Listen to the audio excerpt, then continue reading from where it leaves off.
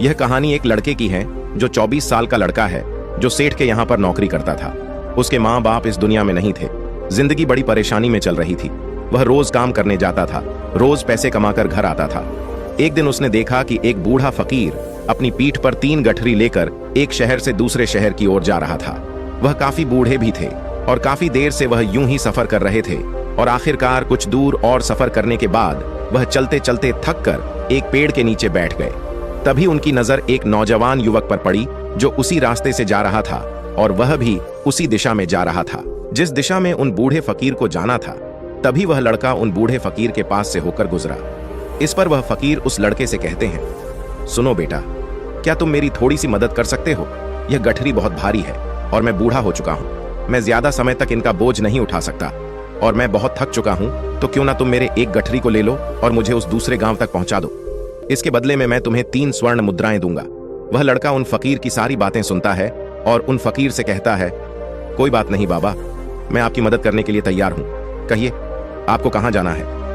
ऐसा कहकर उस लड़के ने उन फकीर का एक गठरी उठा लिया और अपने कंधे पर ले लिया। तभी उस जवान लड़के को यह एहसास हुआ कि यह गठरी तो सचमुच बहुत भारी है। वह लड़का और फकीर दोनों रास्ते में आगे की ओर बढ़ चले। कुछ दूर आगे चलने के बाद देखते ही देखते वह गांव खत्म होने लगा और अब एक सुनसान रास्ता आगे की ओर जा रहा था। वे दोनों अपने मार्ग में मस्त होकर आगे की ओर बढ़ रहे थे।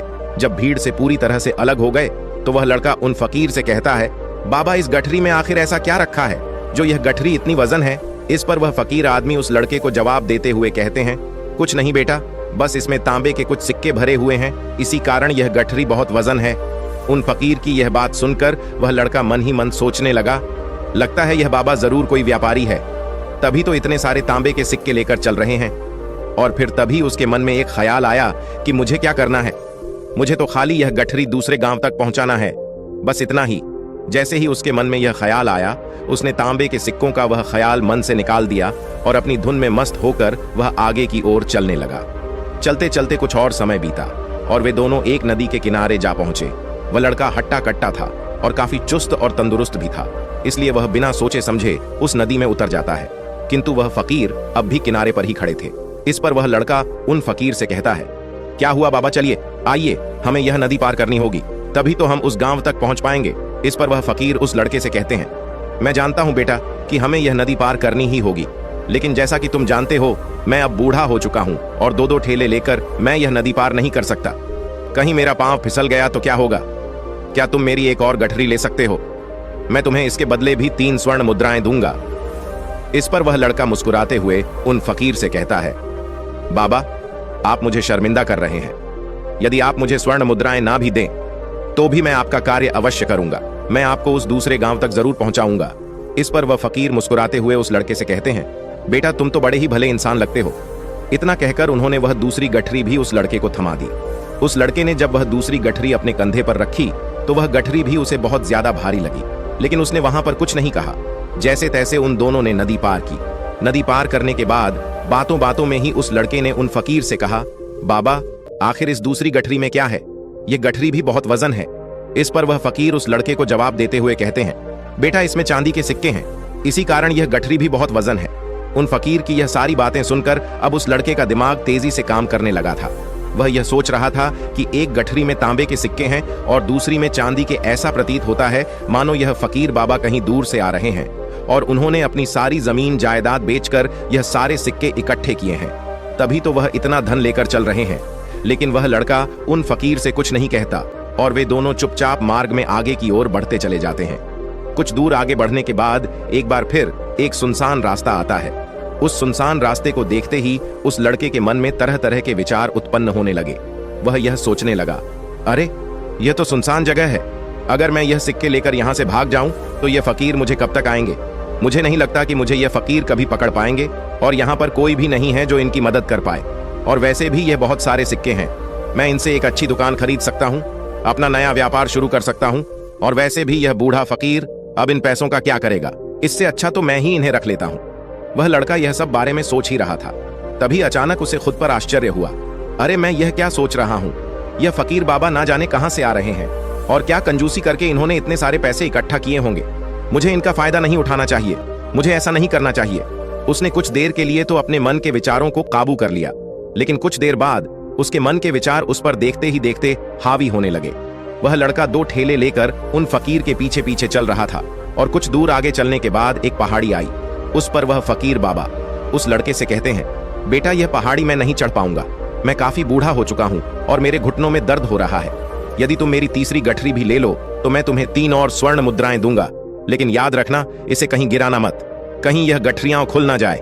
इस पर वह लड़का उन फकीर से कहता है, क्यों बाबा, आखिर इसमें ऐसा क्या है? इस पर वह फकीर उस लड़के से कहते हैं, बेटा इसमें स्वर्ण मुद्राएं हैं। सुनकर वह लड़का मन ही मन बहुत प्रसन्न हुआ। उसने चुपचाप वह गठरी भी उन फकीर से ले ली और देखते ही देखते वे दोनों मार्ग में आगे की ओर बढ़ने लगे। अब वह फकीर बिना कोई वजन लिए हुए आराम से पहाड़ की चढ़ाई पर चढ़ रहे थे, किंतु वह नौजवान लड़का जो पीछे था वह वजन के कारण बहुत धीरे धीरे चल पा रहा था। लेकिन जब से उसने सोने का नाम सुना था उसके मन तो छलांग मार रहा था। वह मन ही मन सोच रहा था, अगर मुझे यह सारा धन मिल जाए तो मेरा पूरा जीवन तो आराम से कट जाएगा।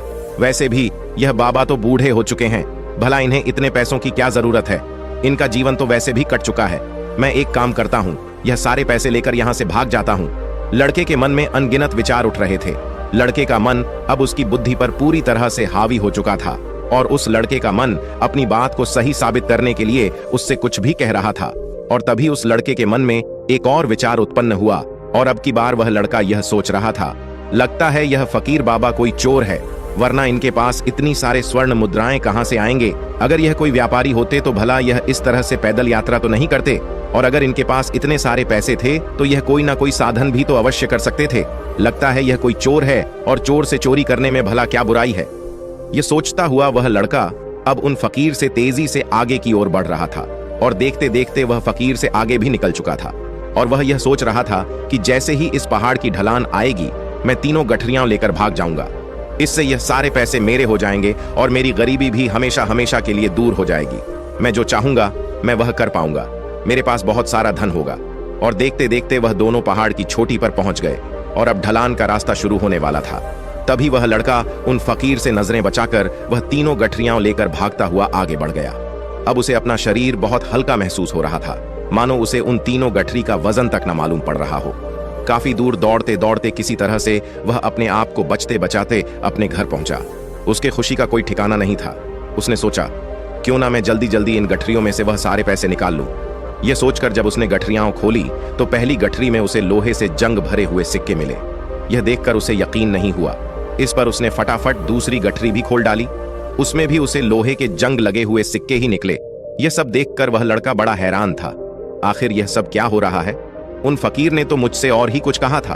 अब उसने वह सोने वाली गठरी खोली और उसमें भी लोहे के जंग लगे हुए सिक्के ही निकले। यह देखकर वह लड़का बड़ा क्रोधित हुआ। उसने सोचा, उन फकीर ने मुझसे झूठ क्यों कहा?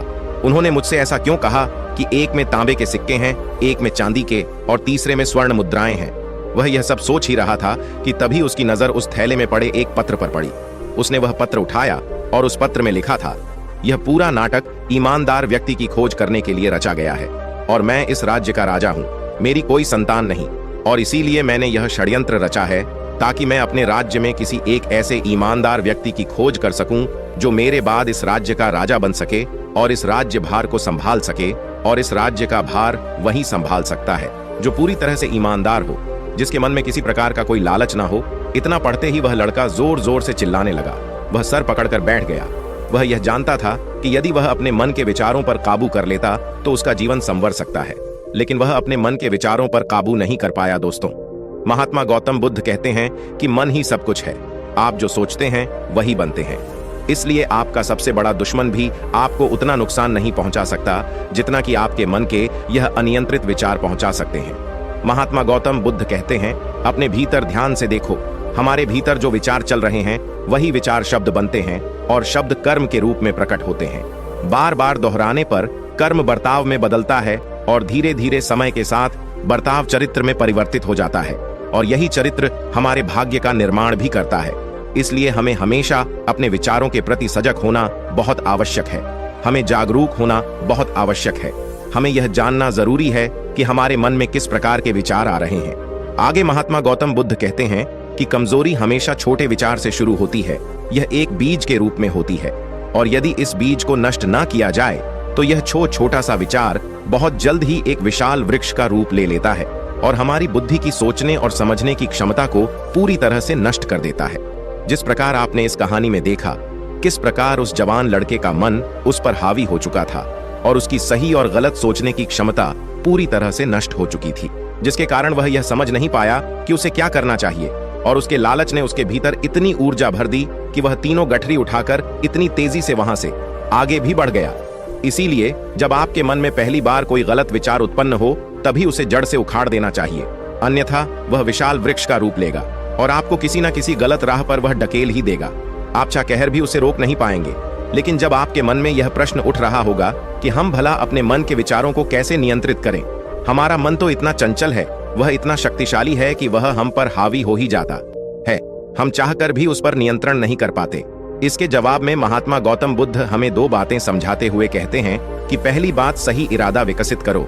कई बार आपने देखा होगा कि आपके मन में कुछ और ही चल रहा हो और आप कहते कुछ और है, क्योंकि आपके मन के भीतर जो कुछ बसा है वही आपके मुख से बाहर भी निकल जाता है। लेकिन जब हमसे वह गलती हो जाती है तो उसके बाद हमारा मस्तिष्क अच्छी तरह से काम करना शुरू कर देता है। हमारे सोचने और समझने की क्षमता एक बार फिर से जागृत हो जाती है और ऐसी अवस्था में हमें यह एहसास होता है कि हमसे गलती हो गई है और फिर हमारा मन दुखी हो जाता है, हमारा मन अफसोस से भर जाता है। और उस भारीपन और दुख से बचने के लिए महात्मा गौतम बुद्ध हमें सही इरादा विकसित करने के लिए कहते हैं। इसके लिए जब भी आप कोई कार्य करने जा रहे हो तो सबसे पहले आपको यह खुद से पूछना चाहिए कि जो कुछ भी मैं करने जा रहा हूं इसके पीछे मेरा इरादा क्या है। क्या मैं दूसरों को दुख पहुंचाना चाहता हूं या दूसरों को नीचा दिखाने जा रहा हूं या मुझे खुद को ऊपर उठाना है? खुद से सवाल कीजिए, खुद को जागृत कीजिए। जब आप इरादों के प्रति सचेत होने लगेंगे, जब आप विचारों के प्रति सजग होने लगेंगे, तभी आपके भीतर सकारात्मक ऊर्जा का प्रवाह होगा, तभी आप सकारात्मक इरादों से जुड़ने लगेंगे और आपके मन के भीतर बसी हुई वह नकारात्मक ऊर्जा और नकारात्मक इरादे दिन पर दिन कम होने लगती है। परंतु याद रहे, आपको यह हर रोज करना होगा और आपको यह हमेशा ध्यान रखना होगा कि आपको केवल अच्छा सोचना है। आपके इरादे हमेशा अच्छे होने चाहिए, तभी आप दुख और तकलीफों से बच सकते हैं। अन्यथा आप इसी तरह से दुख और तकलीफों में घिरे ही रहेंगे और आप कभी इससे निकल नहीं पाएंगे। दूसरी बात, मन के प्रति सजगता विकसित करो, जिससे आपका मन देखते देखते शांत होगा और आपके मन के भीतर बसी हुई वह नकारात्मक ऊर्जा, नकारात्मक विचार खत्म होने लगेंगे और आप शांति की ओर आगे बढ़ेंगे। और आपको इसके लिए बस इतना ही करना है कि इस पल में जो कुछ भी हो रहा है, आपकी आंखों के सामने, आपके भीतर जो कुछ भी जैसा भी चल रहा है, बस उसे देखते रहना है। अपने मन के अच्छे बुरे विचार, अपनी भावनाएं और अपनी यादों पर बिना प्रतिक्रिया दिए उन्हें केवल देखते रहना है, जिससे आपके मन के सारे विचार देखते ही देखते खत्म होने लगेंगे। आपका मन खाली होने लगेगा और आप नकारात्मक विचार से बच सकते हैं और आप इन दुख और तकलीफों से भी दूर रह सकते हैं। इसीलिए महात्मा गौतम बुद्ध कहते हैं, जो स्वयं को देखता है वही सबसे बड़ा तपस्वी है। अर्थात जो अपने मन में चल रहे उन विचारों को बिना प्रतिक्रिया दिए हुए केवल देखता है और उन पर कोई भी प्रतिक्रिया नहीं करता, बस उन्हें देखता और समझता है। वास्तविकता में वही मन पर नियंत्रण भी कर सकता है और वही अपना जीवन सुखी और खुशहाली तौर पर जी सकता है। इसलिए यदि आप भी अपने जीवन को सुखी और खुशहाल बनाना चाहते हैं तो आपको सबसे पहले अपने मन पर नियंत्रण साधना ही होगा, अपने मन को खाली करना ही होगा, अपने मन के विचारों के प्रति आपको सजग होना ही होगा।